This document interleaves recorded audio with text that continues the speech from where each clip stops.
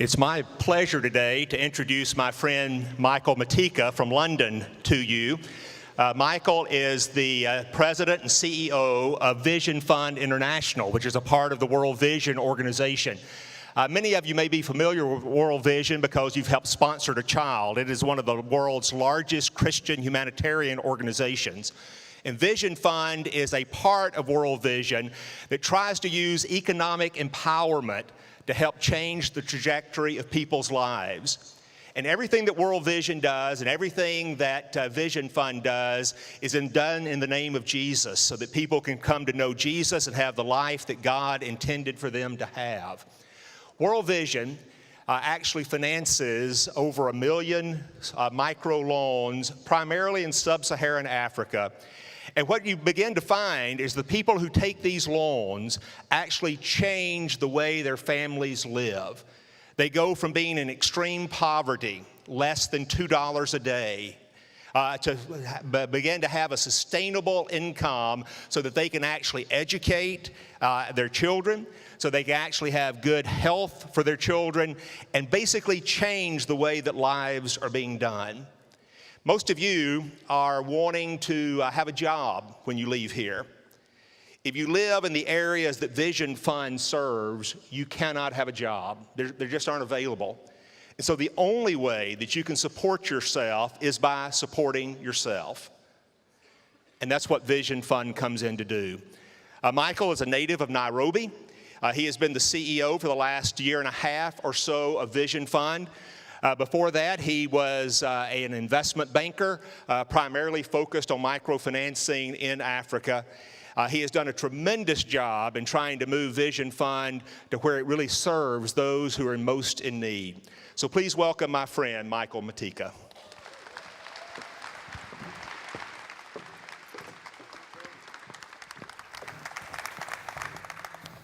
Good morning.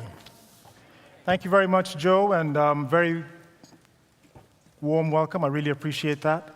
As Joe says, my name is Michael Methika, and I am based in London.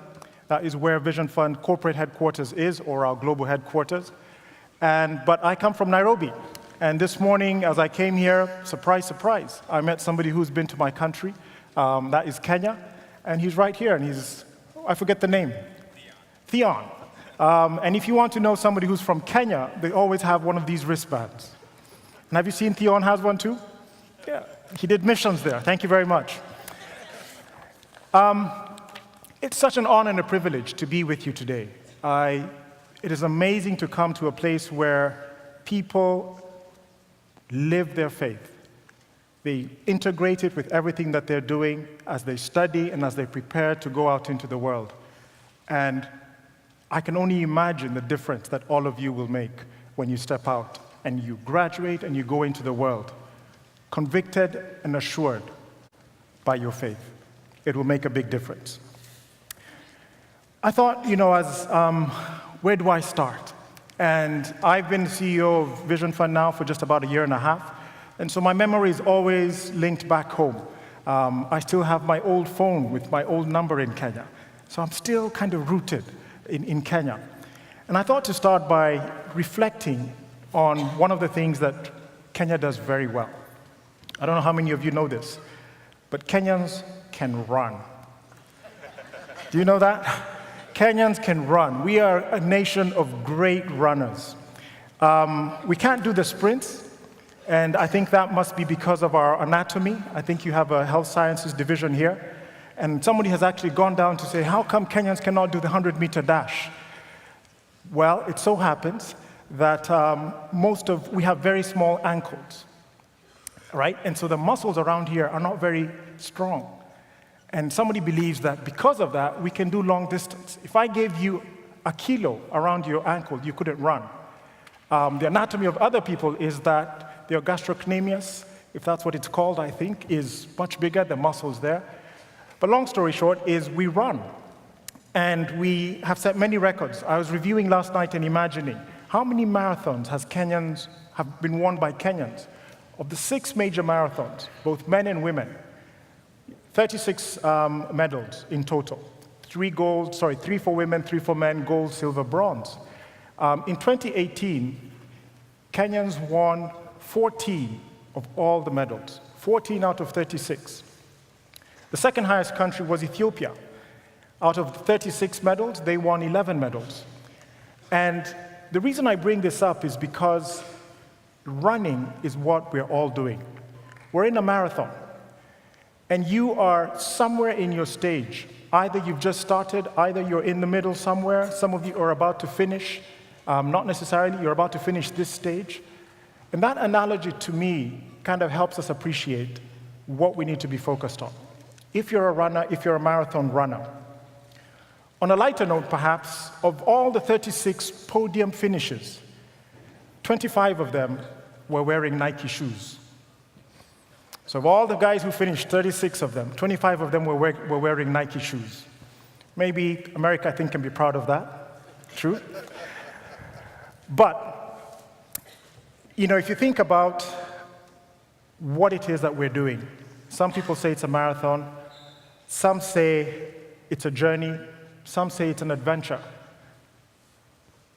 and some say it's a race. And somebody asked me, Michael, is this your first time to Nashville? No, I've been here before. But before I came to Nashville, I knew about Nashville. I knew about Nashville because of your music. And one particular artist in particular really impacted and influenced my life. He's an amazing artist, wasn't born in Tennessee, but he moved to Nashville for his music career. And he is, I think, one of the greatest gospel artists that have produced out of Nashville. He's won 5 Grammy Awards, 58 Dove Awards, and his name is Stephen Curtis Chapman. He's been playing and he's produced I don't know how many records, but amazing music. And one of the things that he says, he launched his career a year before I became a Christian, and that was 31 years ago. He launched his career in 1987. I came to faith when I was in high school in 1988. It gives you a sense of how old I am. And one of the albums and the songs that he produced was that life is an adventure.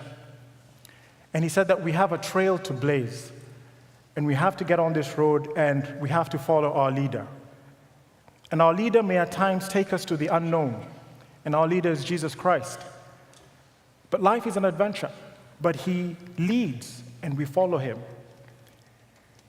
And so our aim must be, like the great Kenyan runners, our aim must be to finish the race. Our aim ultimately must be to have a podium finish in this race that God has called us to. In 1 Corinthians 9:24, Paul writes, "Do you not know that in a race, all the runners run, but only one gets the prize? So run in such a way as to get the prize." And the question I have for you today is, what is your race? How have you framed your race? Is it an adventure? Is it a marathon? Is it a sprint? And you may have a view of what your race is, but have you asked yourself, what kind of race does God want you to be running? And what stage of the marathon are you at? And are you sincerely aiming to have a podium finish? Stephen Curtis Chapman, in one of his songs, says that there's more to this life than living and dying.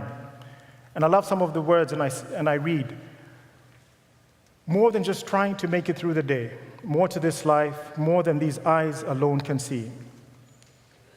So where do we start to find every part of what makes life complete? If we turn our eyes to Jesus, we'll find life's true beginning is there at the cross where he died. But what does God require? I reflected on Micah 6:8, if you know the verse, I'll read the verses here for you. In Micah 6, verse 6, it says, "With what shall I come before the Lord and bow myself before God on high? Shall I come before him with burnt offerings, with calves a year old?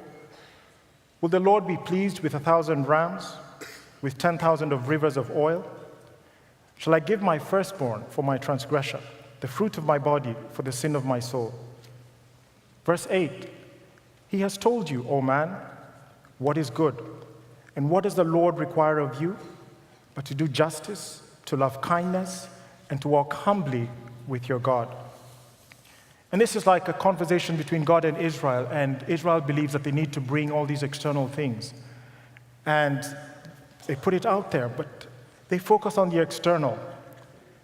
But God answers back and says, no, this is what I require of you. As you run the race of life, He's actually broken it down and He puts it there. I don't need your religious rites. I don't need your sacrifices. I need you to love justice, mercy, and humility. And I don't know too much about your college, but Joe Ivy just kind of mentioned the notion that some of your founders were interested in social justice.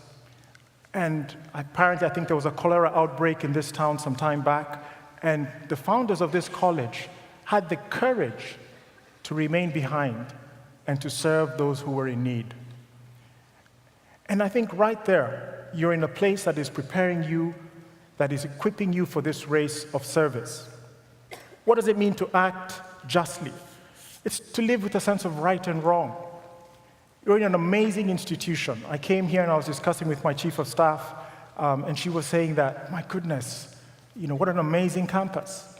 In the UK where I live, not all the colleges have campuses. They're just in buildings. In Kenya, the same challenge. But you are blessed. You're in this place where you can explore, you can learn, you can integrate your faith.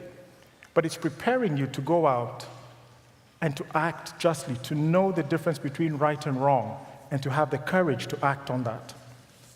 To love mercy, it is that the Lord requires you to love your fellow men. Part of the work we do it because we are compelled by the love of Christ. As Vision Fund and as World Vision, it is that is within us that compels us to go out and to make a difference. In Psalms 89 and 14, it says that righteousness and justice are the foundation of your throne. Both justice and mercy are at the heart of God. Regardless of the degree that you take, regardless of what you study, God has put it out in His Word. What is it that He expects you to do? To act justly, to love mercy, and third, He expects you to walk humbly with your God. A description of your heart's attitude towards God. A sense that you acknowledge that all that you are is because of God. That you cannot really pride yourself in all that you have done and accomplished, but you give God His rightful place, that He is on the throne, and that you are simply a servant. You're being prepared to be leaders in this college. You're being prepared to go out and to serve. But the challenge is that we must all do it with humility. Our founder, Bob Pierce, the founder of World Vision, at one point, as he was working, it was very clear what motivated him. And he said this, may my heart be broken by the things that break the heart of God. And some of these are the very things that break the heart of God. Injustice. When you see people who are downtrodden and are not given the opportunity. When people are suffering and others are running away from them, but there are those few who come and say, I will walk with you, I will support you. And our whole vision as World Vision is a vision for every child in the world. Life in all its fullness. Our prayer for every heart is the will to make it so. And we all believe that we must make a difference in the lives of children to be able to build brighter futures for them and see how we can enroll other people to be able to contribute and to make a difference in the lives of children. We do it as Vision Fund by supporting their parents and their caregivers, by being able to provide the financial capital and the tools to fight poverty and help people stop living on less than $2 a day and find a way for them to have greater opportunity, greater income, to be able to feed their families and to make a difference. So 3 things I would like to leave you with today. I had a background in business before, and I read a lot, and I'm fascinated by business. And in a way, God rearranged my own life. And I was minding my business, and I was doing what I thought, I was really passionate about in Africa, in sub-Saharan Africa. But now I serve and I work at Vision Fund. But when I think about how you succeed in business, it's no different from how you will win the race. We're on a marathon, we're on a great adventure. And there are three things, and if you forget them, just remember there are three P's.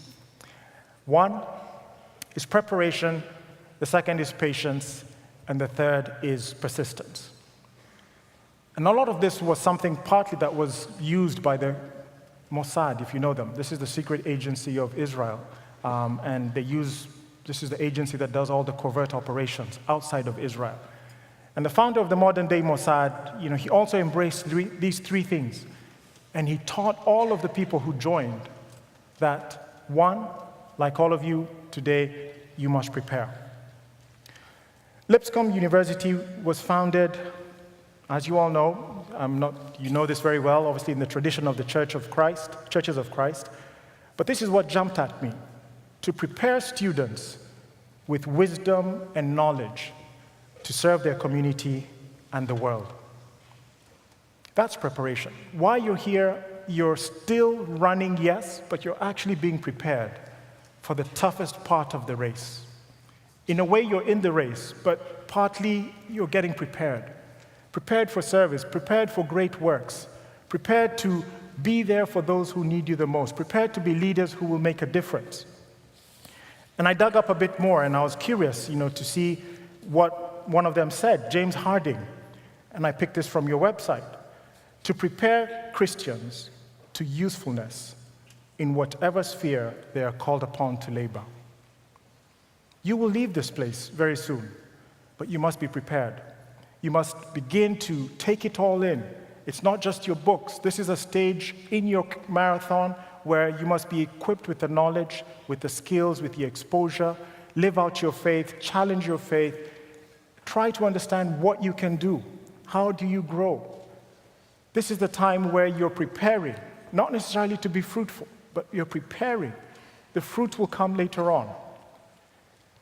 And so embrace the stage you're in. Some of you have just started, some of you perhaps are about to leave.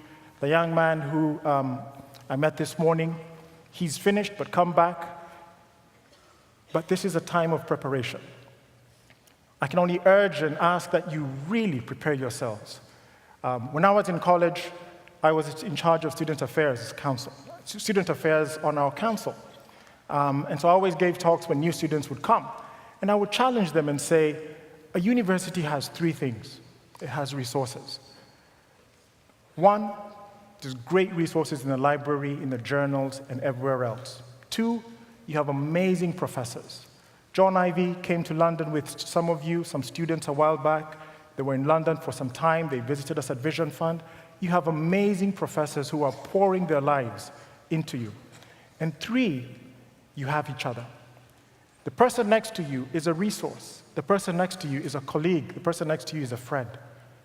All you have to do is make use of those three resources as part of your preparation.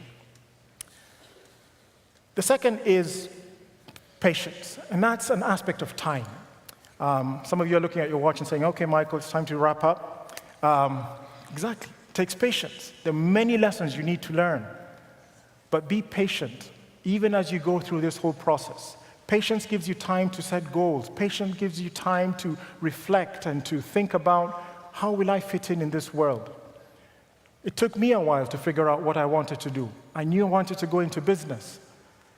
But I can assure you that the reorganization of my life to come and serve in a Christian organization and to leave the marketplace and to come here, that took God. It took time. So be patient. Romans 8:31 says, what then shall we say in response to these things? If God is for us, who can be against us? No, in all these things we are more than conquerors through him who loved us. In Christ, we are definitely more than conquerors. And therefore, since we're surrounded by such a great cloud of witnesses in Hebrews 21, let us throw off everything that hinders and the sin that so easily entangles. And let us run with perseverance the race marked out for us. And that's the third piece, that you must persist. There's a race we are in, and you must persist. The trials will come. You'll get a flat tire. you need to stop, change it. You'll drive again, get 2 flat tires, stop, look for the next gas station, go and get it fixed, come back, and continue. You can't afford to give up. You must run and run because you know you need to have a podium finish. What is your race all about? What does it look like? You're being prepared for purpose. The work that we do is extremely fulfilling.